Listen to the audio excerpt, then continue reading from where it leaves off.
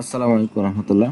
দর্শক, আপনারা একটি বিষয় নিয়ে খুবই উদ্বিগ্ন যে চলমান 2024 সালের এইচএসসি পরীক্ষার মূল্যায়ন পদ্ধতি কেমন হবে। কারণ ইতোপূর্বেই চলমান থাকা এইচএসসি পরীক্ষা কিন্তু ইতিমধ্যে স্থগিত করে দেওয়া হয়েছে এবং সেটি বাতিল ঘোষণা করে দেওয়া হয়েছে। অর্থাৎ এইচএসসি পরীক্ষার মূল্যায়ন পদ্ধতি কি হবে, অর্থাৎ যে কয়েকটা পরীক্ষা হয়েছিল 5টি বা 6টি বিষয়, এটার উপরই মূল্যায়ন করা হবে কিভাবে, এই সংক্রান্ত তথ্যই থাকছে আজকের এই ভিডিওতে। এইচএসসির মূল্যায়ন পদ্ধতি ঠিক করবেন বিশেষজ্ঞরা, বলেছেন শিক্ষা উপদেষ্টা।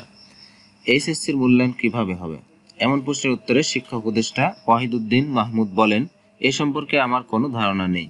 কালকের অনভিপ্রেত যে ঘটনা ঘটেছে তার উপরে চিন্তা করার সুযোগ পাইনি।